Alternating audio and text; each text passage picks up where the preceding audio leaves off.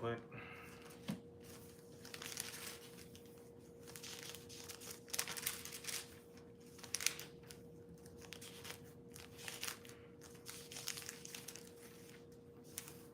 Give us 1 second, y'all.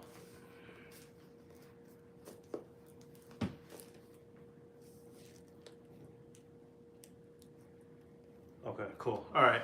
Before we start, we're going to give all praises to Yahweh, Ba'ashur, Yahweh Shai, Ba'ashur, Rakakwadash. The wonders to the elders and apostles of Great Millstone, peace, blessings, and salutations to all the elect Akim wa Akwath, learning, teaching, in truth and sincerity. Another video through the Spirit.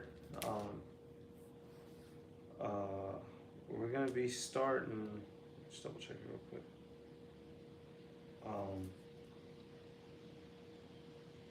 Yeah, we'll start with that 1 to 5. I'm the brother Malak, this is the brother Kazak, here from GMS Detroit.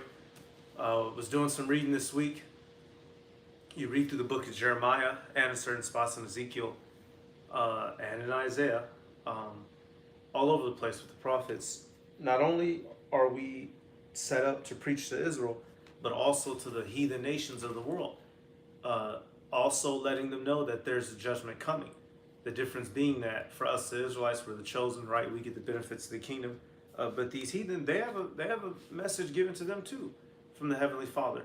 And it's the fact that they're going to get judged as well for their wickedness in the world, for their crimes against us, the Israelites. And something that's notable, you read, we're going to get a couple examples, right? You see that these heathen, they're going to get judged and fucked up, but they're going to be allowed to exist, right? They're going to get judged. They're going to be our captives, but we're not going to utterly destroy them. But there's one nation out of all the heathen nations who they're promised to be utterly destroyed without any recovery. They're not going to be allowed to go back to their land. They're not going to be allowed to redevelop themselves. They're going to be utterly wiped out. And who do you think that nation is? So let's start with that Jeremiah 1 and 5. Okay, this is Jeremiah chapter 1 and verse 5. Before I formed thee in the belly, So this is being told to Jeremiah. I knew thee, and before thou comest forth out Camest, out forth. No. Camest out. before thou camest forth. Oh, I just skipped a lot. It's like it. And before thou camest forth out of the womb, I sanctified thee, and I ordained thee a prophet unto the nations. I sanctified thee and ordained thee a prophet unto the nations. So not only are we prophets to our people to tell them the benefits, but we also let these heathen know that judgment is coming for them too, right? Esau, Edom is going to be dethroned. These heathen who have aligned themselves with him are going to be punished. So now we're going to jump damn near to the end of Jeremiah, right? Actually, let me go 25 real quick. Go Jeremiah 25 and 29. Because here it is, y'all. Us, the chosen people, we've been getting judged and punished, fucked up, beat on. And we're his chosen people. What's going to happen to the non-chosen? You got it. This is Jeremiah chapter 25, verse 29. For lo, I begin to Give me, let me see, just, do we need to start at 28? Give me 1 second. Let me take a look. Just, yeah, 28 is good. hang on. Jeremiah 25.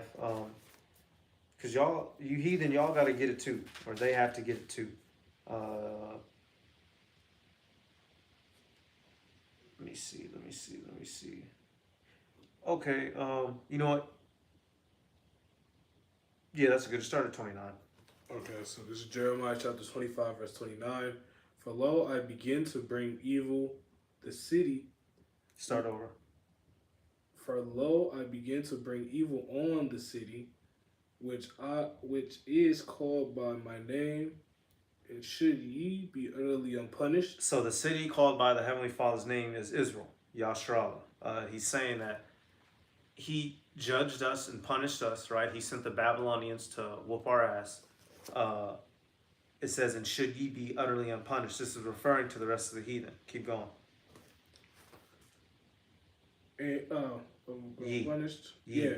Ye be... Ye shall... Oh, ye shall not be unpunished.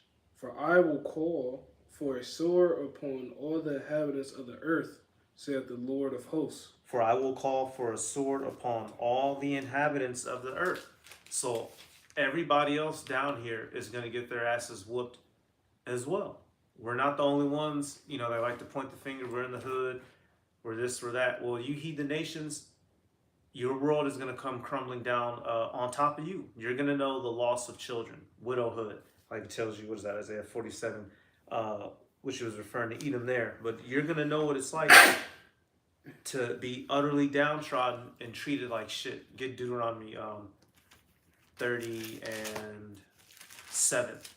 These curses that have fallen upon us, they're making their way to you heathen. Your families are being broken up. You're being raised up in single parent households. Oh, yeah. Your countries are being taken over, right? Fucking disintegrated by Esau Edom's beast system. You're knowing what it's like to live in poverty, right? Your children are being blasphemous, unthankful, and unholy demons. All the shit that y'all pointed at us and made fun of us for, you're starting to feel it too. You got it. This is Jeremiah chapter 30 and verse 7. And the Lord Yahweh thy power will put all these curses upon thy enemies, and one of them and on them that hate thee, which persecuted thee. So the heathen that hate us and persecuted us, literally brought war to us, did us wrong. These things that you said and did against and to us, they're coming to you, and we're seeing it live time. That's why, you know, and just not everybody that's going through hell is a Jake. And I say that to say, you know, let's say you see a homeless Edomite, you know, he might be cool. That motherfucker just a homeless Edomite. He's catching his judgment, because there was a time when they were living it up. They had all the access. They had all the wealth. They locked us out from being able to build up businesses, from being able to have home ownership, for being able to pass down generational wealth. Now they're going through these same circumstances. The same way they laughed at the children of Israel at our fall, we're going to point the finger and laugh at them when judgment is upon them. Now, I got some. Get your verse. This is Jeremiah chapter 28 and verse 8. The prophets that have been before me and before thee of old prophesied both against many countries and against great kingdoms, of war and of evil and of pestilence. Good. So the prophets let you know when a kingdom's falling, simply put, and that's what not only to the Israelites but to everybody. You read, there's a couple instances when you're reading in Kings. I believe that was Elisha. He had told what was it, how do you pronounce his name? It's either Hazael or Hazazel, that he was going to rise up and be a terrible king. He was one of the kings of Syria. He had healed a man named Naaman, Naaman, in 2 Kings, the 5th chapter. So you have examples of this, of us Israelites not only dealing with our own people, but dealing with these other heathen, letting them know, hey, the Lord's going to fuck you up too. So we're about to witness that again. But the thing that's interesting, all these heathen nations, they're told that they're going to get fucked up, but eventually they'll be allowed to recover. That promise is not given to a particular nation. So we're going to start at, this is Jeremiah. I'm going to go to, there's a couple examples. Let me see. 46, 40, okay. Yep, so from Jeremiah 47 to 49, it mentions, you know, the Philistines, Moab, Ammon, Elam. It gives a couple of nations. So I'll make an example, right? This is Jeremiah 47. Let's see. This is Jeremiah 47:1. It says, the word of Yahweh that came to Jeremiah the prophet against the Philistines before that Pharaoh smote Gaza. Right, so in this chapter, in 47, it's only, 7 verses, but Jeremiah is sent to let the Philistines know that they're about to get their shit smashed by Pharaoh, right? Their own brethren. You read Jeremiah, the 48th chapter, it mentions Moab, right? So Jeremiah 48:1, it says, against Moab, thus saith the Lord of hosts, the God of Israel, Woe unto Nebo, for it is spoiled. Kiriathaim is confounded and taken. Mizgab is confounded and dismayed. So these are chief cities in Moab. Jeremiah is prophesying to let Moab know that they're going to get demolished as well, which we know the Moabites are the Chinese, right? But at the end of the chapter, so you read through all of Jeremiah 48, you see that Moab's going to get his head whooped because of their mistreatment of us, the Israelites, and all their wicked deeds. But when you get to the last couple of verses, I'm going to read from, this is Jeremiah 48 and 46. It says, Woe be unto thee, O Moab, the people of Chemosh perisheth. For thy sons are taken captives, and thy daughters captives. Verse 47, Yet will I bring again the captivity of Moab in the latter days, saith the Lord. Thus far is the judgment of Moab. So right there, at the last verse of the chapter, we see that Moab, they're going to be allowed to go back into their land, brought back from the captivity. They're still going to be under our hand, because everybody at this time got their asses whooped by the Babylonians. This is what Jeremiah's letting them know. And we know in the kingdom, everyone's going to be our slaves. When after their 1,000-year period of servitude, the heathen are going to be allowed to have minor government back in their land. They're still going to have to do what we tell them. If they disobey, we're going to whoop their ass. Isaiah 60 and 12, Zechariah 14 and 17, right? Another one, we go to Jeremiah the 49th chapter. It starts with Ammon. Jeremiah 49 and 1, it says, Concerning the Ammonites, thus saith the Lord, Hath Israel no sons? Hath he no heir? Why then doth their king inherit the power, and his people dwell in his cities? Therefore, behold, the days come, saith the Lord, that I will cause an alarm of war to be heard in Rabbah of the Ammonites. So right here, judgment is coming to the Ammonites, so-called Japanese today. And you get to the end of their judgments, verse 6. It says, And afterward I will bring again the captivity of the children of Ammon, saith the Lord. So right there, Ammon's going to get their ass whooped, but they're going to be allowed to recover. You see this in a couple different spots. And you see it in Ezekiel 2. You see it what happened to Elam at the end of this chapter. But now we're going to take a look at a nation who's not given any recovery. There's one nation who's promised to be utterly destroyed, y'all. All the nations are going to get fucked up in this impending, we have Jacob's trouble coming up, but it's not only for Jacob. Everybody's going to be getting their asses whooped. We read in the scriptures the nations are going to come up to fight against Yahweh Shai. They're all going to get beat. But one nation in particular is going to be utterly destroyed. So now let's take a look. Jeremiah 49 and 7. It says, Concerning Edom, thus saith the Lord of hosts, Is wisdom no more in Teman? Is counsel perished from the prudent? Is their wisdom vanished? Flee ye, turn back, dwell deep, O inhabitants of Dedan, for I will bring the calamity of Esau upon him, the time that I will visit him. So Esau has been promised to get his ass whooped, y'all, and he's not going to recover. Verse 12. So Jeremiah 49 and 12, the famous verse. For thus saith the Lord, Behold, they whose judgment was not to drink of the cup have assuredly drunken, and art thou he that shall altogether go unpunished. So us, the Israelites, we're the chosen people. We were supposed to have dominion forever. We fucked up, so the Heavenly Father allowed us to go into captivity. Now it's about to be passed to Edom. Here it is, the chosen people got punished. You're not the chosen people. You're the enemies of the chosen people. What do you think is about to happen to you? Thou shalt go, this is halfway into verse 12, Thou shalt not go unpunished, but thou shalt surely drink of it. For I have sworn by myself, saith the Lord, that Bozrah shall become a desolation, a reproach, a waste, and a curse, and all the cities thereof shall be a perpetual waste. So Edom is that nation whom is not promised any relief, any recovery, or any bringing back. Edom is the only nation that is promised to be utterly destroyed. Go to, do you got something? Yeah, I got two. I got Ezekiel, then I got Revelation 13. Go to scrap all that. Go to Obadiah 1:18. Okay, that was my next one. Edom is the only nation, y'all, who's promised complete destruction. All the other nations, I'm not going to, read all the rest of them because it'll take time. You can read in some of these chapters, they're promised to get whooped up, but they're promised to be brought back from the captivity, right? They're going to be allowed to go back into their land.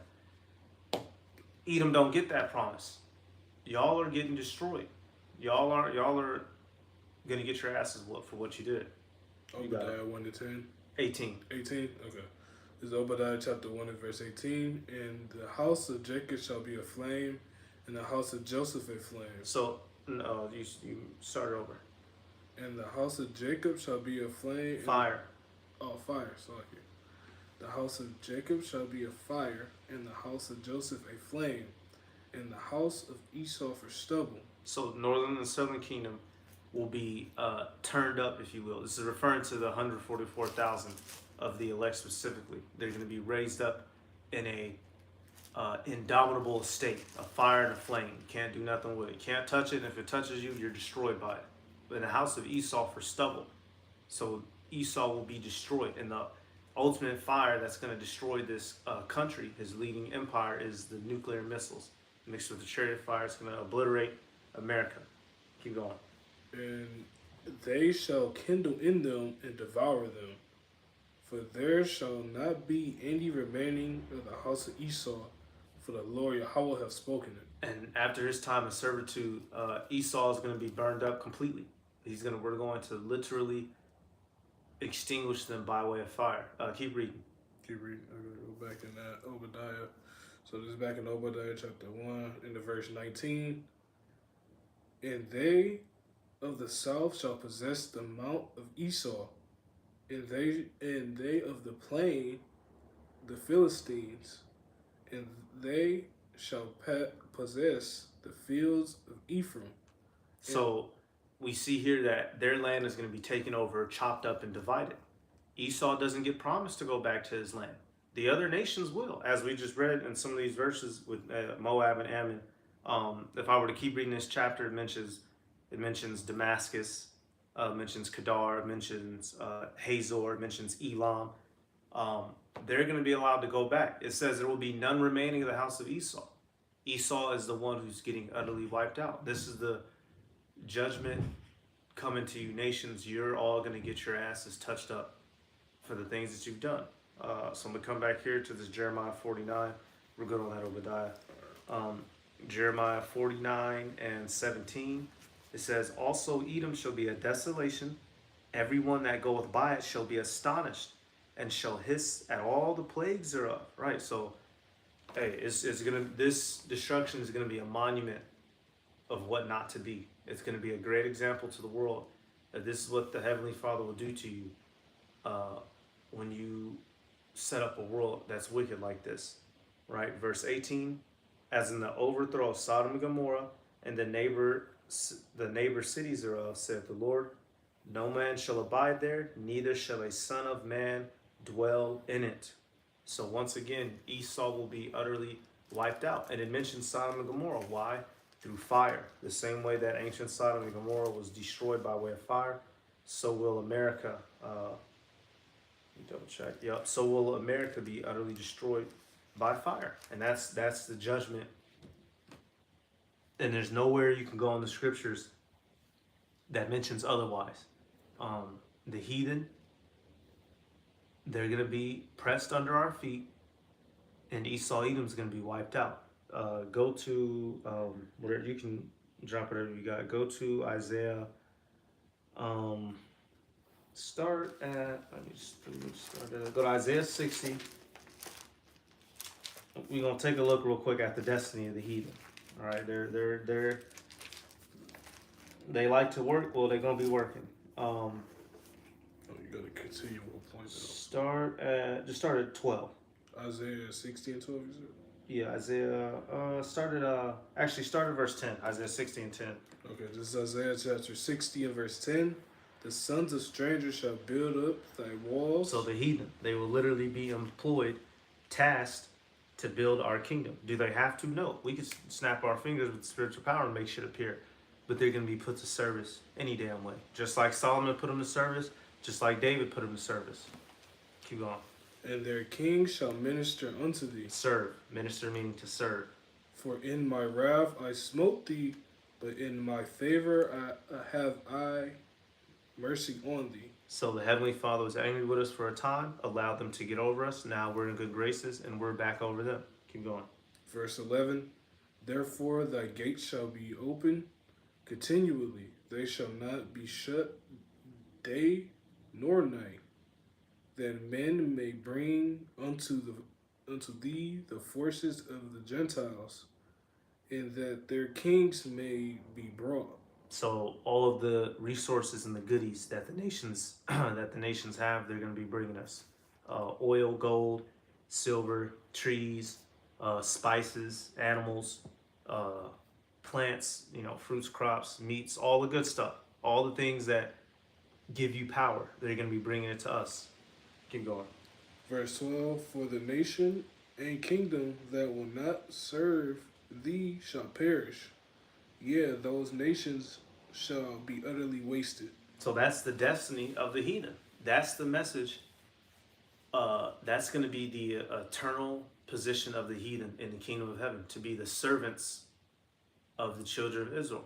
It was Jeremiah 30 and 16. It tells you with all they that, let me just get that real quick. Jeremiah 30 and 16. The same chapter as Jacob's trouble, right? Because Jeremiah 30 and 7 is Jacob's trouble. After all that is said and done, we're in our kingdom, right? What do we see? Jeremiah 30 and 16. Therefore, all they that devour thee shall be devoured, and all thine adversaries, every one of them, shall go into captivity.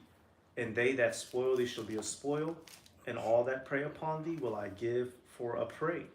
So these heathen who once had us in captivity, we're going to have them in captivity. That is their destiny. That is the message that the prophets gave to them in the end. Right? That's the overarching story for the heathen. You were created to serve the Israelites. What's that phrase? Variety is the spice of life. Elam, you're gonna be doing yo shit. Moab and Ammon, you're the washpots, right? As it tells us in Psalms. Ishmael, they're the merchants of the earth. We read in Joel, it tells us that some of the Hamite tribes are going to be taskmasters, right? All these heathen have their purpose under serving us, and that's what they're about to get back to on this planet Earth. We get ready to close it. What you got? I got Ezekiel chapter 39, and I'll just get straight to the point. Verse 14, and they shall serve out men Sever out men of continual employment, passing through the land to bury with the passengers those that remain upon the face of the earth, to cleanse it after the land of 7 months. After, does it say time? No, it don't say time. After the land? It says after the end. So like after the end of 7 months. After the end. Shall they search.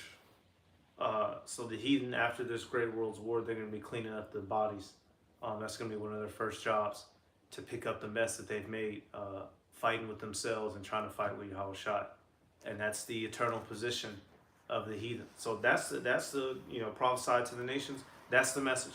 You're going to be heathens under us, the ones of you who are allowed to survive. But Esau in particular, you have a special message, and your message is complete doom.